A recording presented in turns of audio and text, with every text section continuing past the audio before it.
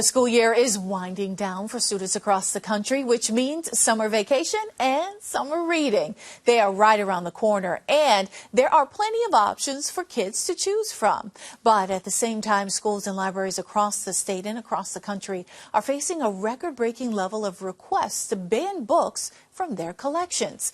The American Library Association says that just over 2,500 titles were targeted for censorship last year, a 38% increase from the year before. The vast majority of those books were written by or about members of the LGBTQ community and people of color. It is an effort that communities across Massachusetts have pushed back on, and so far it seems that most of the challenges in this state have been unsuccessful. And earlier this week, Illinois became likely the first state in the country to pass a law prohibiting book bans in its public schools and libraries. But the challenges just keep flooding in. Well, of course, we want to break this all down. With us today is Boston Globe culture columnist Janae Osterhelt, joining me now discussing this troubling trend. And along with her is Frank Wilkins. He is the Associate Director of Online Operations for the bookseller and youth development organization, More Than Words. And Ella is here as well, a youth partner for the organization, on what they have in store for summer reading. We're going to talk all things books, and we're excited for you all to be here. So first, Janae, I want to get into what we were talking about with these book bans. Like, for me, reading was such a joy in my life, and I'm sure it is for lots of young people. And to hear that books that we grew up reading are being banned, what do you think that's doing for the culture? I wouldn't be who I am without the books I started reading, at 4 and 5. So I just don't. The concept of banning books and preventing young people from knowledge is insane, but also totally expected in this nation. This is a country that has always been bent on indoctrinating people into a certain way of thinking and kind of forcing a certain narrative onto people and stripping people of their truth and of their history and also of their imagination. Because if you can control the imagination, you can deny people of hope and audaciousness to challenge systems. We were talking about some of the books that are actually on some of these banned lists, and they're things that we all grew up reading. The fact that Toni Morrison's The Bluest Eye is so steadily challenged is just insane to me. And even things that I didn't grow up reading, but that I read with my mentees, like Looking for Alaska by John Green.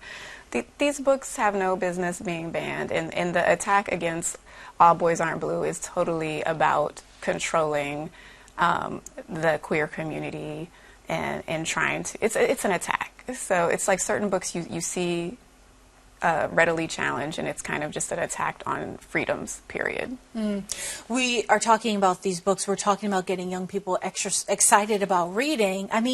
Frank, talk to me a little bit about More Than Words for folks who aren't familiar with that and engaging kids in this space. Well, More Than Words is a youth empowerment program where we work with youth to develop business skills and also work side by side to have them develop critical life skills and go towards their goals. Our mission is actually empowering youth 16 to 24 that are system involved to take charge of their lives by taking charge of a business. And that business started in 2004 selling books.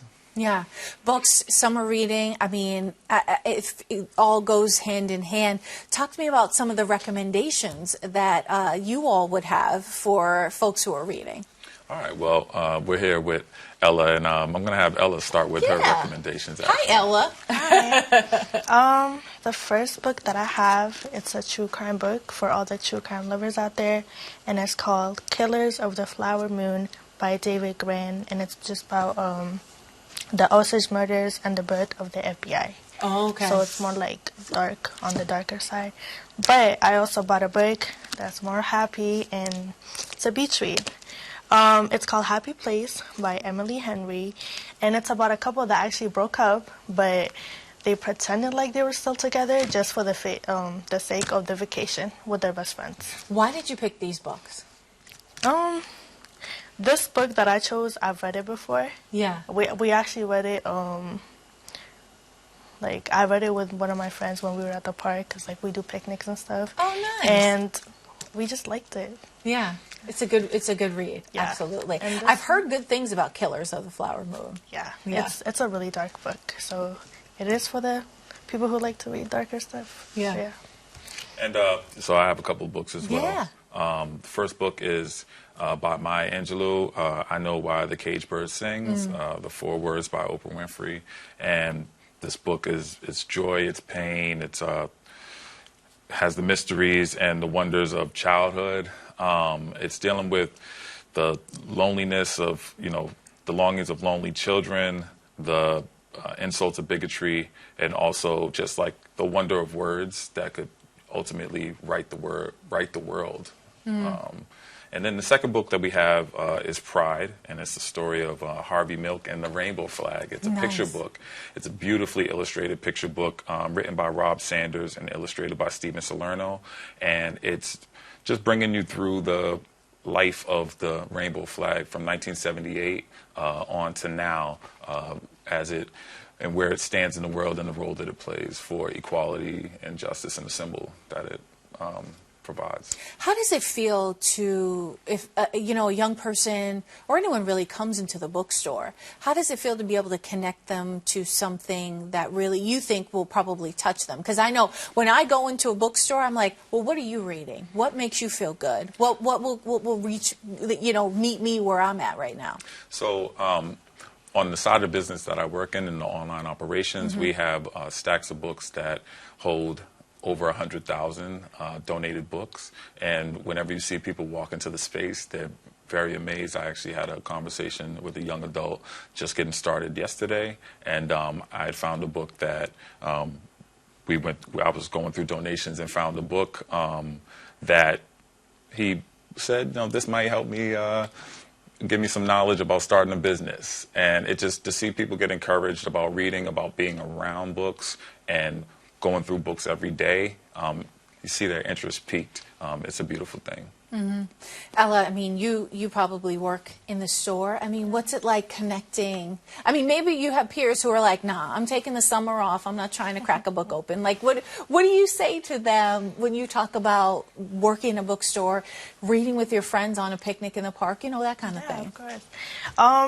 Honestly, I'm not much of a reader myself at first, but then when I did start working on More Than Words, that's when I started really looking into I started reading books that I actually enjoyed. I'm into psychology, so I just kept reading psychology books, more self-help books, and it kind of helped me develop. Wow. So what do you tell young people, your friends, your peers about that when they're like, A lot of my friends, they do find reading boring, which is fair, but I feel like once you find the right book, you're going to start loving to read. It's just about the book you choose. Yeah.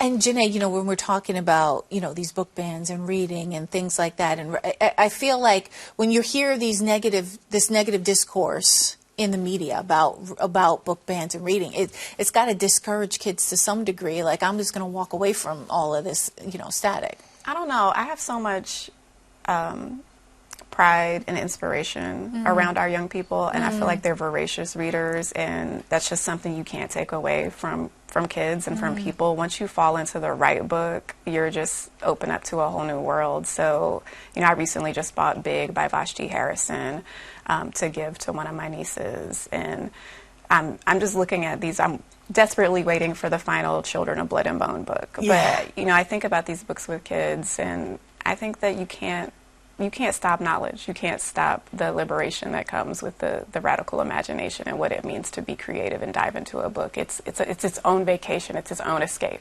Yeah.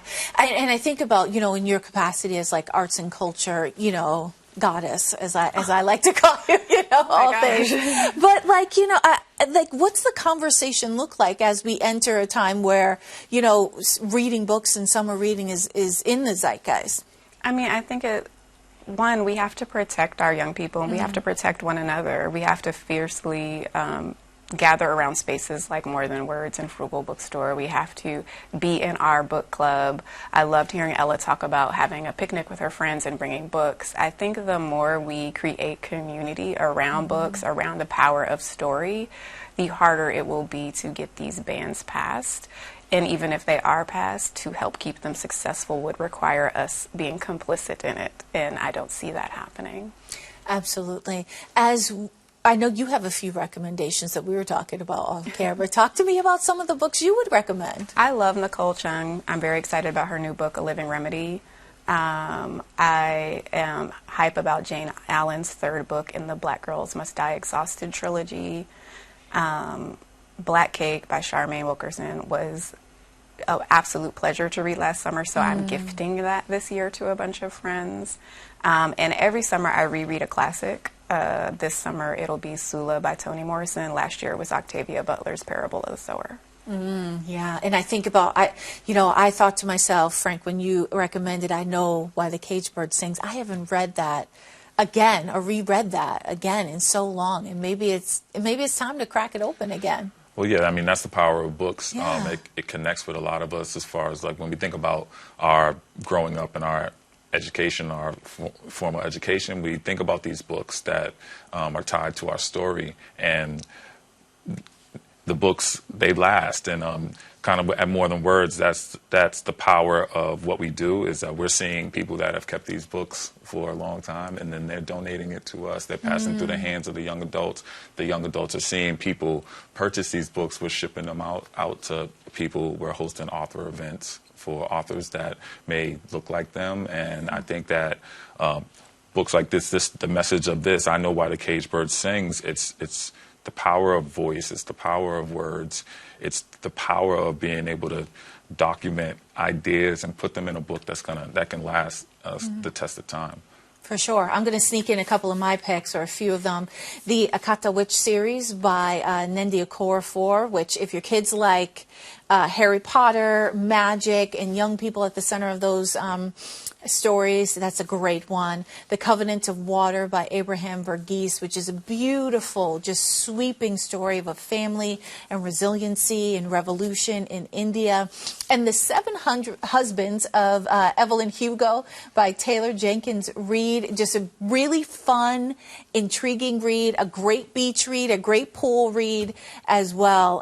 And I really enjoy those. So I'm just like excited about reading this summer, right? To just take that time and be, calm in that space, right? Mm-hmm. Yeah. Talk to me, Ella, what your summer reading's going to look like. You've already read these titles.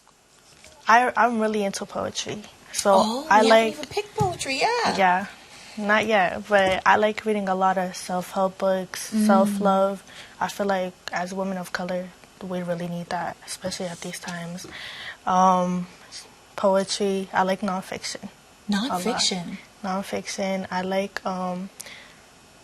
It's just, I don't know. Like, I read books, but then I don't really remember the names of them. Yeah, no, that's fine. We're going to have to go into More Than Words, and we're going to get recommendations from the experts like yourself. Thank you. Well, I want to thank you all for joining me. It was such a pleasure, and happy reading. Thank you so much. Of course. All right.